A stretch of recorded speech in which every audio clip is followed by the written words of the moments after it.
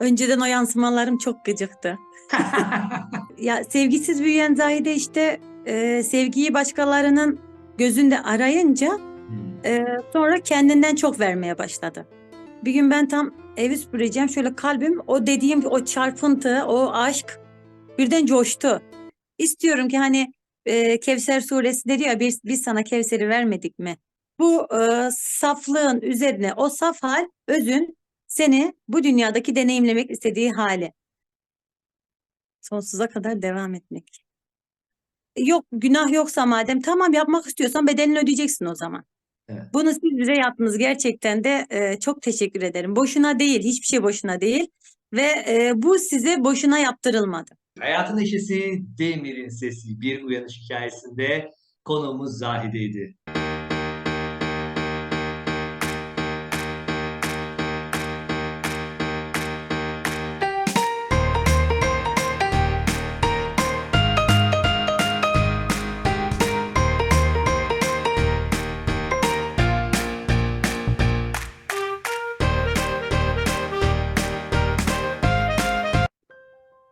Hayatın Neşesi, Demir'in Sesi bir uyanış hikayesine hoş geldiniz arkadaşlar. Bugün farklı bir bedenin fark edişini stüdyoma çağıracağım, konuk edeceğim. Ve hiçbir yerde olmayan, zamandan ve mekandan bağımsız stüdyomda söyleşeceğiz. Arkadaşlar aynı zamanda bugün içinde simülasyonunda bulunduğumuz dualitenin yılbaşısı. Yani aslında bizim algı ve farkındalık olarak hiçbir önemi olmayan bir kavram. Fakat dualitede belki insanları neşelendirmek, belki bir değişiklik yapmak, belki bazı şeylere dikkat çekmek için 2023 denilen yıldan 2024 denilen yıla geçiş. Bu bağlamda işte sizin de yeni yılınız kutlu olsun ve de 2024'de sağlık, neşe, mutluluk, başarı, bolluk ve bereketle girelim inşallah. Şimdi şu Noel ağacını kenara koyarak konuğumu çağırıyorum. Arkadaşlar, öz bedenden ne ister? Özün sistemi nasıldır? Ve de beden alt tarafta dualitede yiyor, yiyor, içiyor, bir şeyler yapıyor. Fakat biz bedene odaklı farkındalığız. Bugün stüdyomda Zahide farkındalığını konuk ediyorum. Hoş geldin Fark Ediş. Hoş bulduk Demir Hocam. Nasılsın? İyiyim çok şükür. Siz nasılsınız? Teşekkürler. Şimdi bedenden çıktın, Zahide'den çıktın. Böyle bir rahatladın mı? Çok. Nasıl bir duygu? Hayır bir şey değil. Şimdi iyice alışacaksın. Bir daha ben oraya dönmek istemeyeceğim diyeceksin. Aynen. Yani zaten uyanış yolunda olduğumuz için bu da benim için bir antrenman gibi bir şey olur. Bir gün Süper. çıkacağım o bedenden diyorum ya. Şimdi dualitede biliyorsun ölüme yakın deneyimler var. Ölüme yakın deneyimlerde işte ışığı görüyorsun, ışığa gidiyorsun, bir arafta kalıyorsun, bir yerde gidiyorsun. Ondan sonra diyorsun ki e, ben burada kalmak istiyorum. Ama diyorlar Evet. ki ama senin çocuğun var, eşin var, işin var, paran var. Yok ben çocuk mocuk hiç gözümde değil. Ben burada kalmak istiyorum. Sonra diyorlar ki ya tamam senin daha görevin var git. Ve geri gel mesela ölmeden önce böyle ölüme yakın deneyimler hiç duydun mu? Duymuştum, evet. Yaşamadım ama duydum, çok duydum. Evet, demek ki gerçekten özümüze kavuştuğumuz zamanlarda kavuşma hissiyatında çok büyük bir huzur, farkındalık ve de değişik bir hissiyat, bir hafifleme oluyor. Şu anda sen de zahide bedenini aşağıda bıraktın ve bir fark ediş olarak buraya geldin. Peki Zahide kaç yıldır yani dualite yılı tabii ki bu Zahide bedenine odaklısın? Yani 40-41 yıldır odaklıyım. 41 yıldır buna odaklısın. Kim bilir daha kaç sene odaklı kalacaksın. Çünkü program bittikten sonra seni geri göndereceğiz. Peki nasıl bir çevre seçtin? Ve bu çevreyi şimdi biliyorsun bedenle odaklanmadan önce anneni, babanı, çevreni, her şeyi, bütün şartları tekamül planı doğrultusunda sen seçiyorsun. Nasıl bir çevre seçtin? Neden seçtin? Nasıl bir çevre seçtim? Dünya tanımıyla, dualite tanımıyla Evet, zor bulunabilecek bir çevre seçmişim kendime. zor. Evet, yani Ve çünkü zaten her zorluğu kolaylaştıran en büyük etken sevgi. evet, Heh, sevgiyi yani hemen keşfetmiş miydin yoksa belli bir yok, yıllar sonra mı keşfettin? yok işte zor bir hani çoklu aile, çok nüfuslu ailenin çocuğu, ferdiyim. Evet. Ferdi Zahide. Yani öyle de olunca baskıcı tut hani eski kafa derler ya hani o kültürlerden gelme olunca hani çocuğa sevgiyi akıtamama gibi bir durum var. Hı. Hı Kaç hı. kardeşti? Yani odaklandığın bedenin kaç kardeşi vardı? 9. 9 kardeş. Oho, 9 mu? Sen kaçıncısın? 8. 8.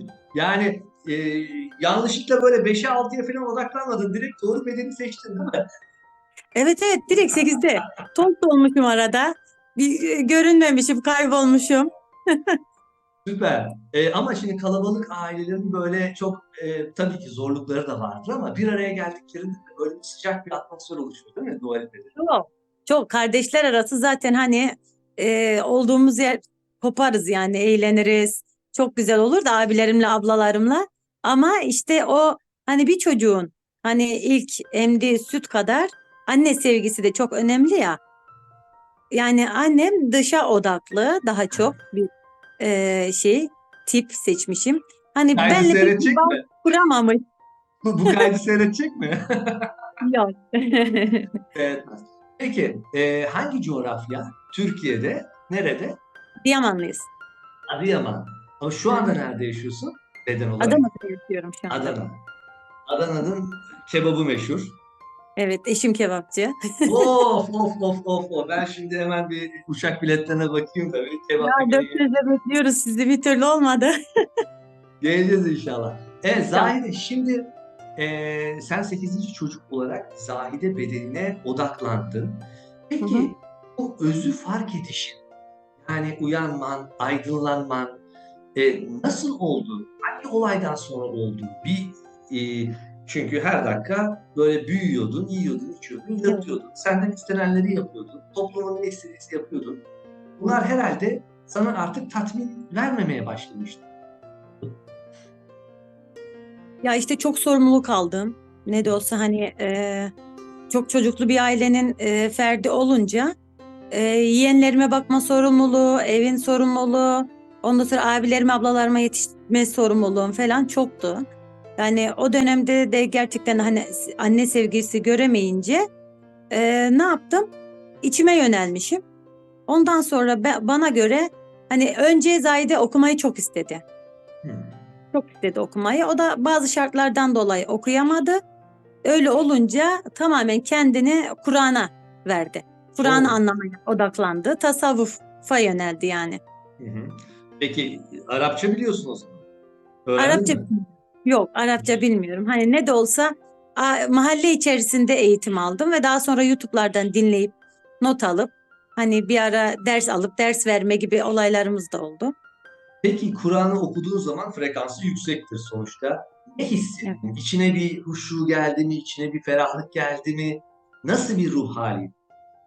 Çok çok çok yani zaten ilk önceleri Arapçasını öğrenince böyle bayağı bir hani frekansı yüksek dediğiniz gibi Hı? çok şifa kaynağı gibi bir şey de zaten hani o tonlamalar o vurgular gerçekten de insanın bazı çakralarını da etkileyen olaylar oluyormuş.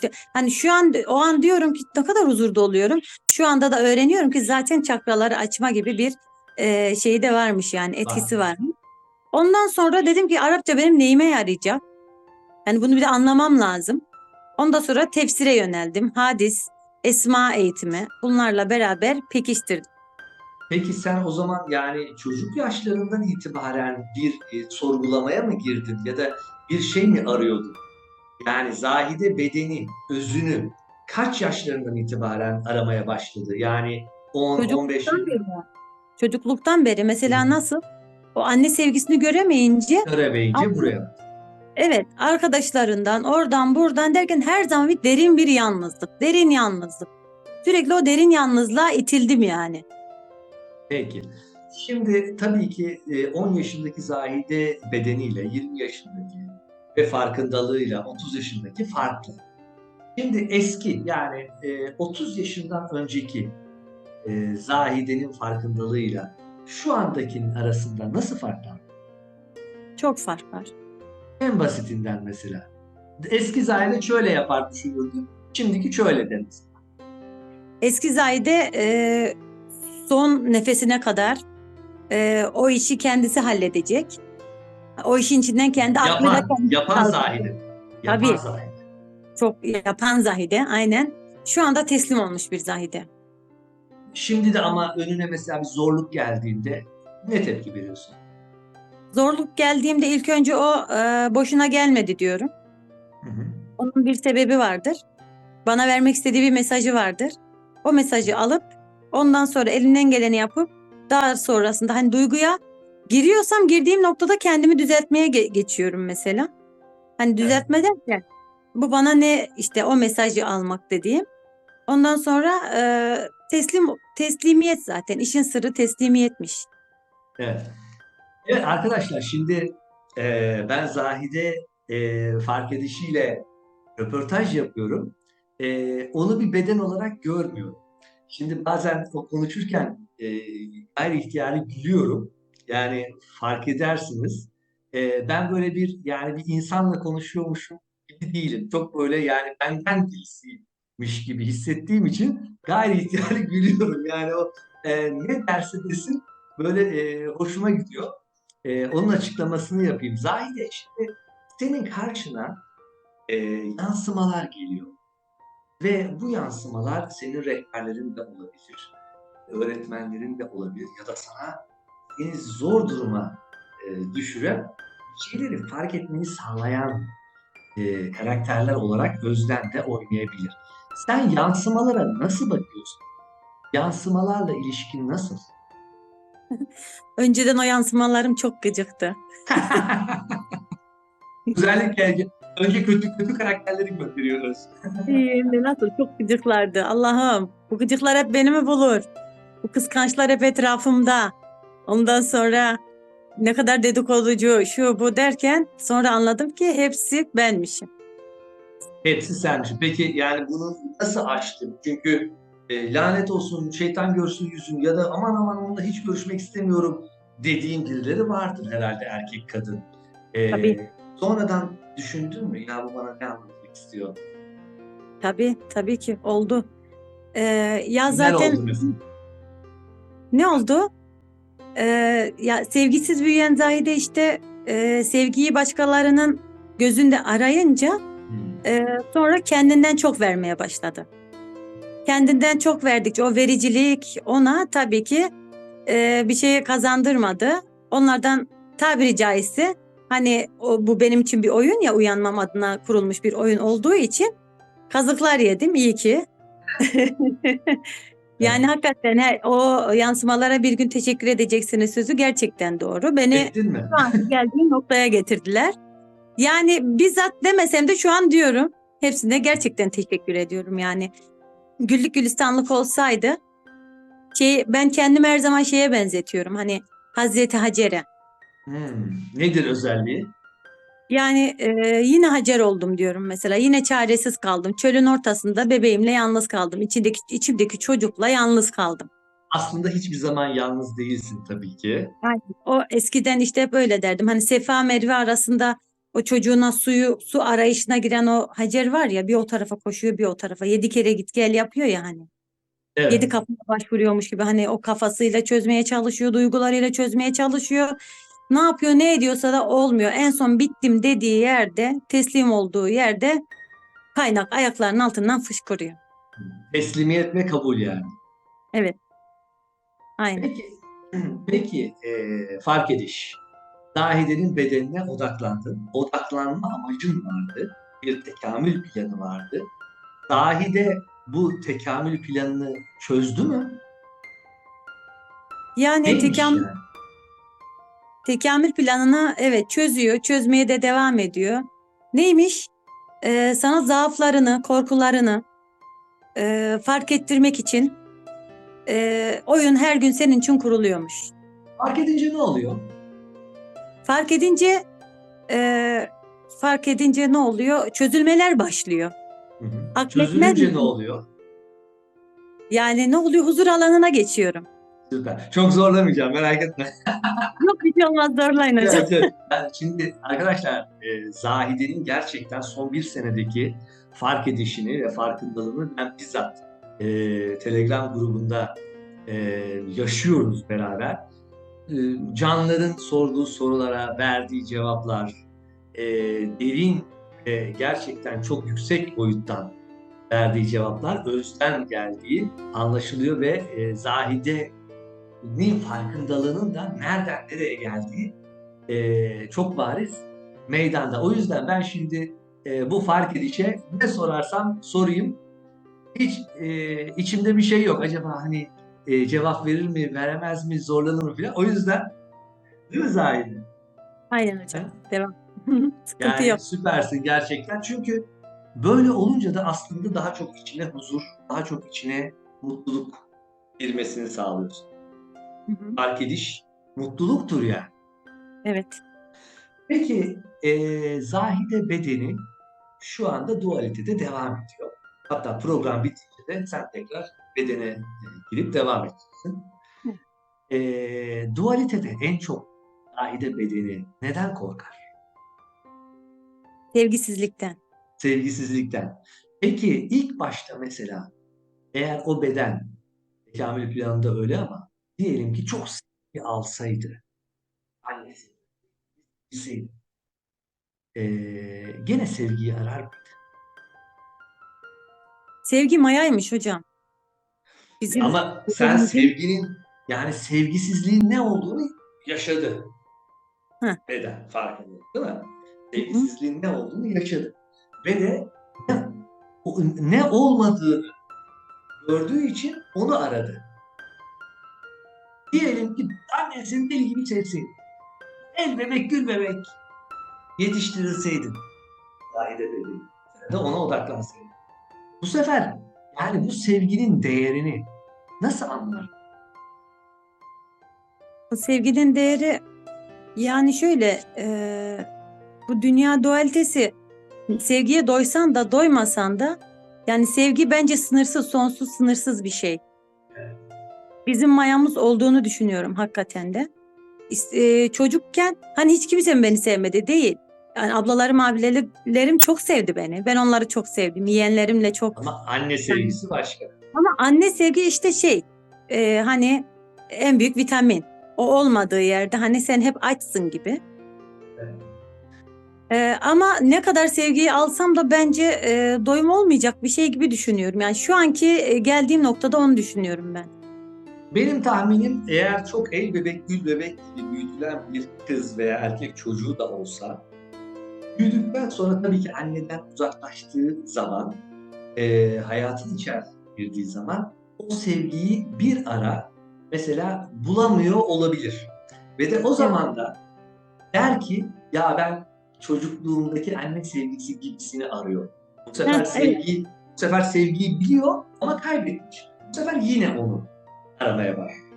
Yani böyle bir mizansende olabilir. Yani fark ediş olarak çok sevilen bir çocuğun bedenine girsen onu her daim yaşamak isteyebilirsin ömrünün sonuna kadar. Çünkü zaten sevgi, sonsuz sevgi, ilahi aşk diyoruz bizim mottomuz. Aynen. Dahi de şimdi HNDS biliyorsun sonsuz sevgi, ilahi aşkla yola çıktı. Bir Heh. uyanış hikayesi programı da aynen böyle devam ediyor. Sen bu konuda ne dersin? Sonsuz sevgi, ilahi aşk nedir sence? Sonsuz sevgi, ilahi aşk şu an benim hayalim. Öyle mi? Yaşıyor Evet. musun bunu? Yok, hayalim şu an. Yani yaşamak istediğim şey şu anki. Gelmek istediğim nokta. Her gün Oraya gel. kalbim, Devam et, pardon. Devam et. yani her gün kalbimi ona göre, oradan gelecek olan ilhamlarla, hani o sevgi, hani oradaki kuşun atmaz böyle çırpınmasını bekliyorum her gün. Oradan bana akacak o sevgiyi her gün, o hayali yaşıyorum, yani kuruyorum her gün. Her Ama an. ona ulaşıyor musun ara ara? Sonsuz sevgi, ilahi Tabii, ulaşıyorsun. tabii, Yani aslında bu varılacak bir hedef değil, yolun kendisi mi demek istiyorsun? tabii ki. Aynen yolun kendisi gerçekten de. Yolun kendisi. Peki şimdi biliyorsun varoluştan bazı sinyaller geliyor. İlham olarak geliyor, his olarak geliyor, kalbine geliyor. Bu sinyalleri sen de alıyorsun ve ona göre belki hareketlerini de düzenleyebiliyorsun beden olarak. Nefsini de kenara çekebiliyorsun. Sen varoluş ile genelde nasıl haber? Ben varoluş ile şöyle bir şey yaşadım ben pandemide. Zaten pandemide çok şey yaşanılmış hakikaten de onu görüyoruz. Bir gün ben tam evi süpüreceğim. Şöyle kalbim o dediğim o çarpıntı, o aşk birden coştu. Ben hüngür hüngür ağladım böyle. Dakikalar, saatlerce ağladığımı biliyorum. O Ya sevgiyi bir şey mi Allah'ım oldu yoksa durup dururken? olmadı. Birden içeriden bir şey coştu yani. Hmm. Aha. Onu yaşadım. Ondan sonra taşındım ben. Evden taşındım. Ondan sonra ben o taşınmam da hicretim olarak şey yapıyorum kendime. Hı hı. O hicretimi yaşadıktan sonra bir gün tam böyle istediğim gibi bir eve geldim. Ondan sonra oturdum tam sofra mı kuruyordum bir şeydi böyle tam böyle hani Allah dünyayla tamamen mutluluğunu dilemiyor ya hani onunla aşkını yaşamanı istiyor. Evet, evet, Aşkın kendisi benim diyor yani bana yönelmelisin. Hiçbir evet. şey bu boşluğu dolduramaz. Bunu bana şöyle içimden geldi. Ee, Bu muydu istediğin hayat? Bununla mı mutlu olmak istedin? Tam böyle ben çocuklara sofrayı seriyorum. Böyle çok hoş bir andı yani. Bunu mu istemiştin sen dedi bana içimden. Ne Ondan cevap sonra verdin? afalladım. Bu muymuş yani bilmiyorum ki bu mu bunu mu istemişim dedim. Sonra zaten bu hakikat yolu açıldı bana. Çok rüyalar falan görmem. Ondan sonra çok şey olmam ama beni her zaman Kur'an'a iter. Her zaman ayetler açar bana. Besmele bende çok derin. Fatiha suresi bende çok derin mesela. Bütün ayetler bende yüreğimde çok derin açılıyor yani. Çok güzel. Ve Kur'an'la aslında Evet, huzura erdim diyebilirsin, değil mi? Kur'an'la huzura eriyorum Yani o aynen. senin rehberin oldu. Hı hı, hı Evet. hı. Çok güzel. Peki Zahide bedeni dualitede yaşıyor. 7-24 tabii ki uyuma saatleri var, yemek yeme ve robotik işler yapma durumları var. Sence yüzde kaçında tam olarak bedenden çıktığını hissediyor, özüyle buluştuğunu hissediyor? Yani illa başına kötü bir durum mu gelmesi lazım? Bir saniye ben bir şey yapmam lazım, ben neyim, beden değilim falan mı diyor?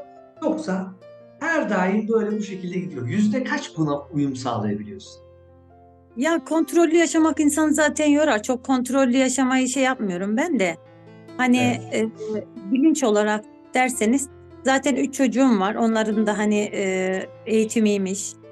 Ondan sonra eşim var. Onlara odaklanıyorum. Hani onlarla da benim yansımalarım olarak bakıyorum artık. Ne benim isteklerim, benim e, düşüncelerim diye bakıyorum onlara. Benim nefsim diye bakıyorum.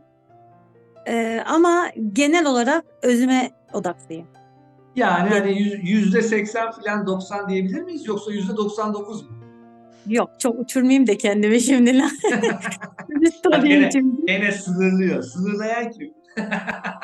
Aynen. Sen sonsuzsun.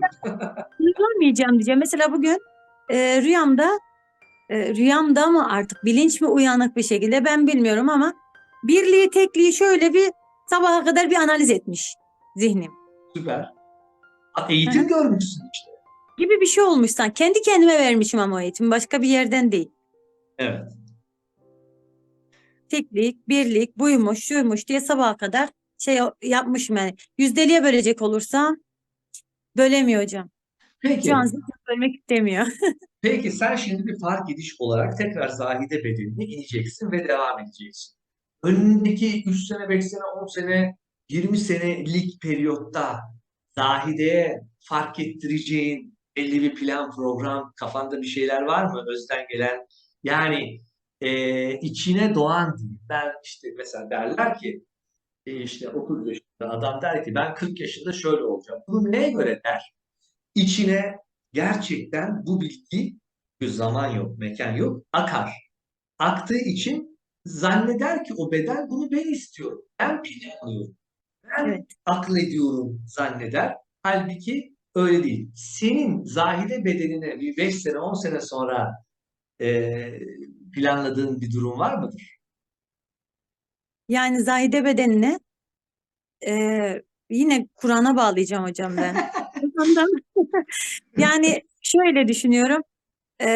Tamamen Kur'an'dan şaşılmaz diyorsun. yok, öyle bir şey değil. Beni oraya itiyor.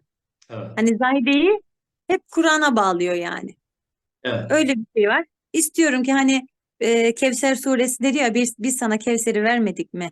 Evet. Kevser hani onun için kurban kes. Ben bütün benliklerimi kurban edip Kevser'imin sadrımdan böyle çağlamasını niyet ediyorum Süper. hocam. Hep Evet. o hayali Kurban kuruyorum. kesmenin de benliklerini kurban etmek olduğunu zahidi fark edişinden duyuyoruz arkadaşlar.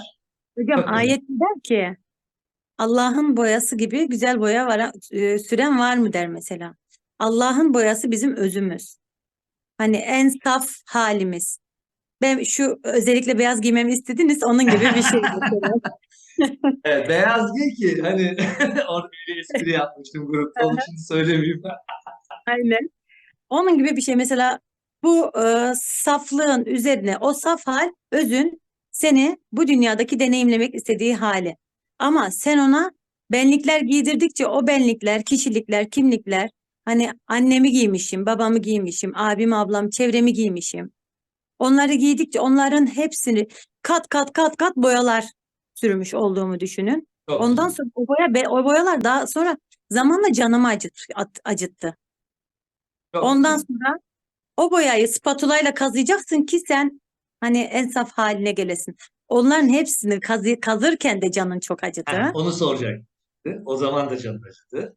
Evet, o zaman da canın acıdı. Hani o an yeni bir boya sürüyorsun, aa güzelmiş falan. Hani yeni bir şey giymişsin mutluluğu falan ama gidikçe özünden uzaklaşma seni daha sonra huzursuz etti. Yani huzursuzluğun sebebi o zaten. Evet. İnsan huzursuzsa özünden uzaklaşmış demektir. Psikolojisi bozulmuşsa özünden uzaklaşmış demektir. Süpersin. Peki, fark ediş. Şimdi aşağıda zahide bedeni var. Ve senin burada sonsuz sınırsız kuantum potansiyel alanından kaynakların var. Belki simülasyon. Aşağıdaki dualitedekiler kendilerini gerçek zannediyorlar. Çalışıyorlar, gidiyorlar, evler, arabalar, paralar falan. Sen buradan bir imkanın olsa, zahidenin fark edişi olarak, aşağıdaki zahideye ne akıtmak istersin? Maddi anlamda mı, manevi Maddi anlamda? anlamda, çünkü yani manevi anlamda zaten içine giriyorsun. Evet. Kadının Heh, içine giriyorsun zaten. Yani odaklanıyorsun fark edici olarak. evet. Maddi olarak ne akıtmak istersin? Ne akıtmak isterim? Yani öyle çok böyle param olsun, çok şeyim olsun tutkum yok. Hı. Ama olsa da güzel olur yani. Evet, olsa da o Evet, zaman istediğim evet her biraz şeyi şuradan sonuçta. aşağıya Evet. böyle Sonsuz akıtmak milyon isteriz. dolarlar fena olmaz diyorsun değil mi? O zaman Evet. 2024'e dikkat et. Sonuçta hocam bize fakir Müslüman rolü giydirdiler. Böyle Evet, bir çok güzel. Aç burayı. Aç yani burayı. hocam, Müslüman fakir olmalı. Müslüman çok ağlamalı.